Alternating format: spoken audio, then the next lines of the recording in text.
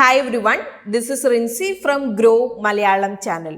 നമ്മുടെ മക്കൾക്ക് ഏറ്റവും ബെസ്റ്റ് ആയത് കൊടുക്കണം തന്നെയാണ് നമ്മൾ എല്ലാ പാരന്റ്സ് നമ്മൾ വിചാരിക്കാറുള്ളത് അല്ലേ? അപ്പം ഏറ്റവും നല്ല സ്കൂളിൽ നമ്മൾ വിടും, എക്സ്ട്രാ ക്ലാസ് നമ്മൾ കൊടുക്കാറുണ്ട്. അവർക്ക് നല്ലൊരു ഭാവി ഉണ്ടാവാൻ എന്തൊക്കെ ചെയ്യാവോ അതൊക്കെ നമ്മൾ ചെയ്തു കൊടുക്കും. പക്ഷെ ക്ലാസ് റൂമിൽ ഇത് പഠിക്കാൻ പറ്റാത്ത പാഠങ്ങൾക്ക് വേണ്ടിയിട്ട് നമുക്ക് എന്ത് ചെയ്യാൻ സാധിക്കും? ആര് നമ്മുടെ മക്കളെ ഇപ്പം സേവിങ്സിനെ കുറിച്ച്, ബഡ്ജറ്റിംഗ്, ഫൈനാൻഷ്യൽ പ്ലാനിങ്ങിനെ കുറിച്ചൊക്കെ പഠിപ്പിക്കും? ആര് നമ്മുടെ മക്കളെ ഇപ്പം നീഡ്സ് അതുപോലെ ലക്ഷ്യം തമ്മിലുള്ള വ്യത്യാസം പഠിപ്പിച്ചു കൊടുക്കും? അപ്പൊ നമ്മുടെ മാതാപിതാക്കളാണ് അതൊക്കെ നമ്മുടെ മക്കൾക്ക് പഠിപ്പിച്ചു കൊടുക്കേണ്ടത്. പക്ഷെ റിയാലിറ്റിയിൽ എന്താണ്?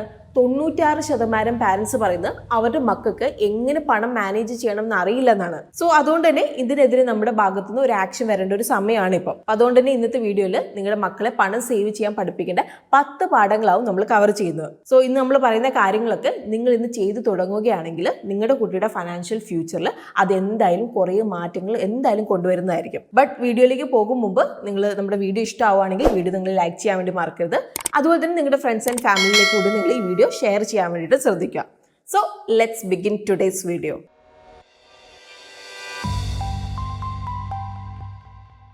ആദ്യം നിങ്ങൾ നിങ്ങളുടെ മക്കളുടെ അടുത്ത് എന്താണ് വാണ്ട്സ് അതുപോലെ നീഡ്സ് എന്നുള്ളത് നിങ്ങൾ കറക്റ്റ് ആയിട്ട് നിങ്ങൾ പറഞ്ഞു കൊടുക്കുക. അപ്പൊ നല്ലൊരു ഫൈനാൻഷ്യൽ ഹാബിറ്റിന് അടിത്തറയാണ് ഇത്.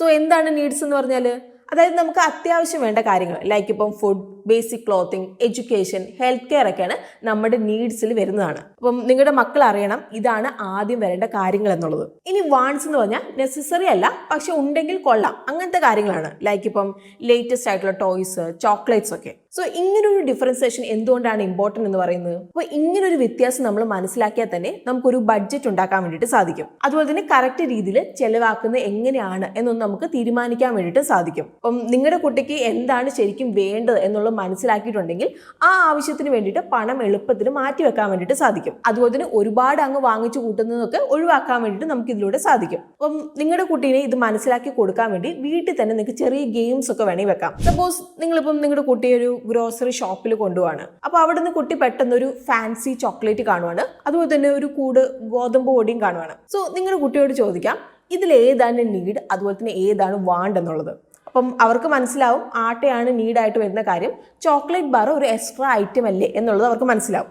സോ അതവർ വാണ്ടാണെന്ന് പറയും. ഇനി നിങ്ങളുടെ കുട്ടിയെ മണി മാനേജ്മെന്റ് പഠിപ്പിക്കേണ്ട അടുത്തൊരു ടിപ്പ് എന്ന് പറയുന്നത് അവർ സ്വന്തം അവർക്കുള്ള പണം സമ്പാദിക്കാൻ വേണ്ടി അനുവദിക്കുക എന്നുള്ളതാണ്. അപ്പം എന്തുകൊണ്ടാണ് അങ്ങനെ പറഞ്ഞത്?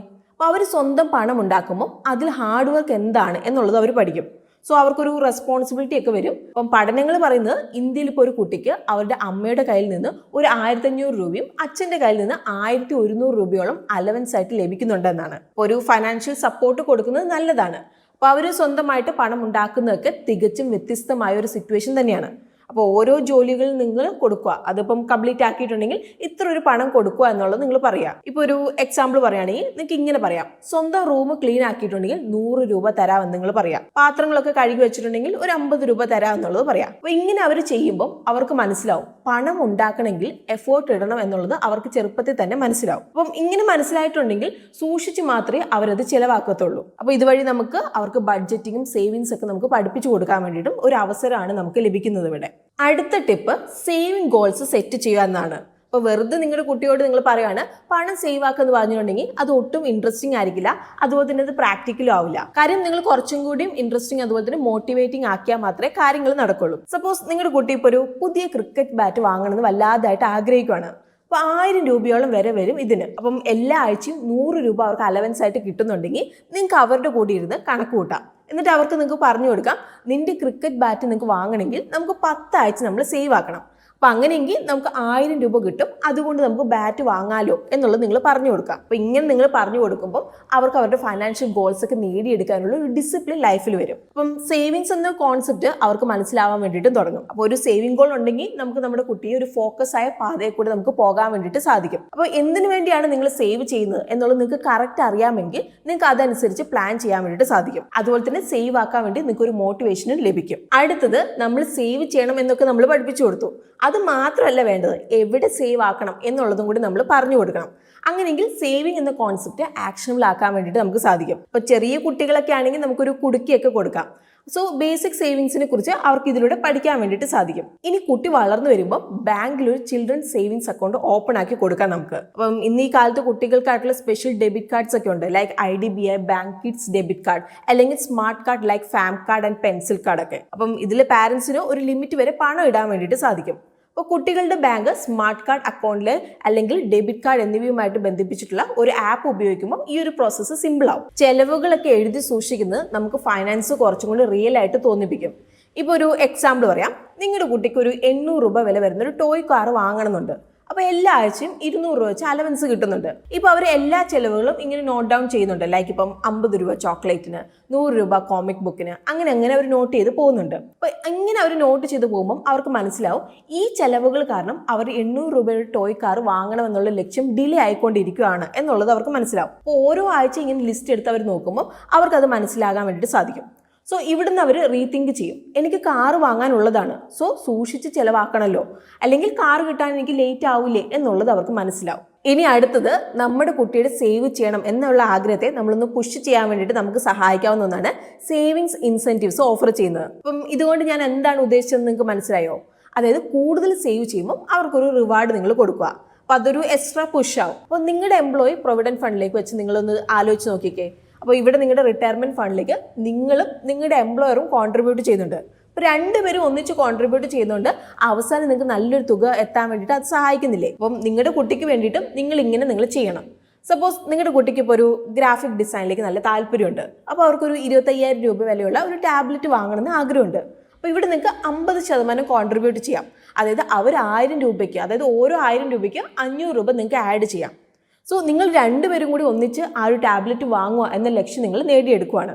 ഇനി അടുത്തത്, നമ്മളെല്ലാവരും ഓരോ തെറ്റുകളിൽ നിന്നാണ് ഓരോ കാര്യങ്ങൾ നമ്മൾ പഠിക്കുന്നത്, അല്ലേ? അതുപോലെ തന്നെയാവും നിങ്ങളുടെ കുട്ടിയും. അപ്പം നമ്മുടെ ജീവിതത്തിൽ നീണ്ടു നിൽക്കുന്ന പാഠങ്ങളൊക്കെ നമ്മുടെ തെറ്റുകളിൽ നിന്നാണ് നമ്മൾ പഠിച്ചിട്ടുണ്ടാവുക, അല്ലാതെ നമ്മുടെ വിജയത്തിൽ നിന്നും ആവില്ല നമ്മളത് പഠിച്ചിട്ടുണ്ടാവുക, അല്ലേ? അപ്പം നമുക്ക് ടെംപ്റ്റേഷൻ വരും നമ്മുടെ കുട്ടി തെറ്റ് ചെയ്യുമ്പോൾ അതിൽ നിന്ന് രക്ഷിക്കാൻ വേണ്ടിയിട്ട്. പക്ഷേ ആ തെറ്റുകളിൽ നിന്ന് പഠിക്കുന്നതാവും ഏറ്റവും നല്ല പാഠം. ഇപ്പോൾ ഒരു എക്സാമ്പിൾ ഞാൻ പറയാം. നിങ്ങൾക്ക് കുട്ടിക്ക് ഇപ്പോൾ ലഭിച്ച അലവൻസിൽ നിന്ന് വലിയൊരു ഭാഗം അവരൊരു എക്സ്പെൻസീവ് ടോയ് വാങ്ങാൻ വേണ്ടിയിട്ട് എടുത്ത് മാറ്റി വെച്ചെന്ന് വിചാരിക്കാം. അതിനുശേഷമാണ് അവർ ഫ്രണ്ടായിട്ട് അവർ ഒത്തിരി ആഗ്രഹിച്ചിരുന്ന് പോകാനിരുന്ന ഒരു വെക്കേഷൻ വരുന്നത്. അപ്പോൾ ആ ഒരു ടൈമിൽ നോക്കുമ്പം അവരുടെ കയ്യിൽ ക്യാഷ് ഇല്ല. അപ്പം അങ്ങനെ വരുമ്പം ആ എക്സ്പെൻസീവ് ടോയ് വാങ്ങണ്ടായിരുന്നു എന്നുള്ളത് അവർക്ക് മനസ്സിലാവും. അപ്പോൾ ഇങ്ങനെ വിഷമിച്ചിരിക്കുമ്പം അതിൽ നിന്ന് ചെറിയൊരു പാഠം അവർ പഠിക്കും.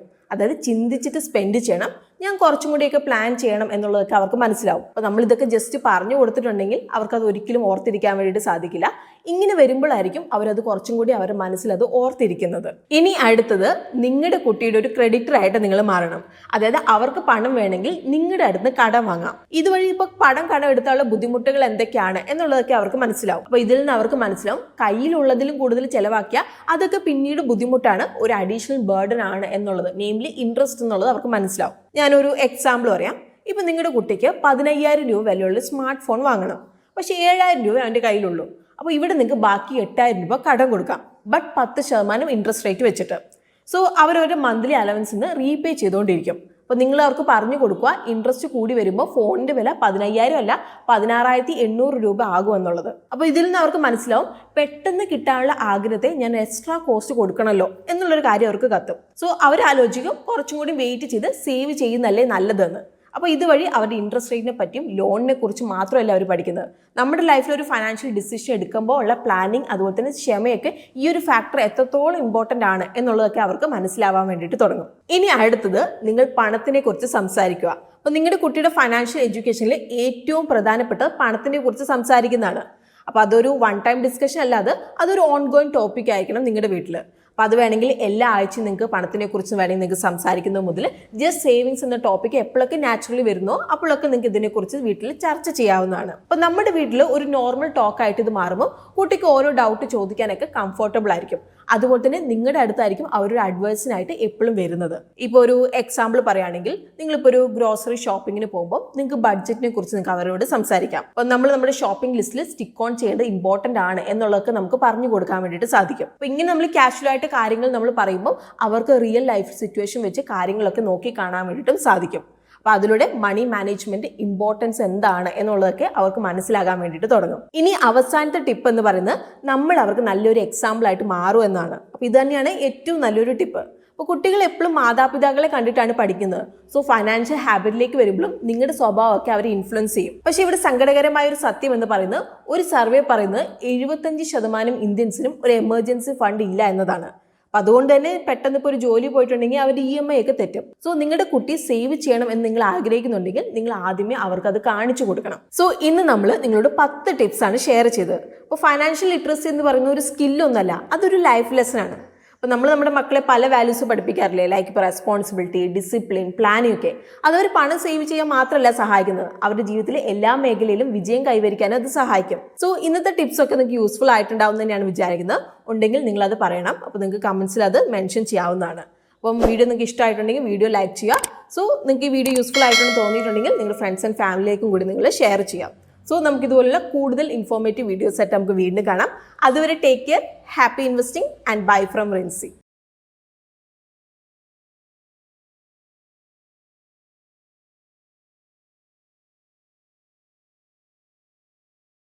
Investment in securities market are subject to market risks. Read all the related documents carefully before investing. Please read the risk disclosure documents carefully before investing in equity shares, derivatives, mutual fund, and or other instruments traded on the stock exchanges.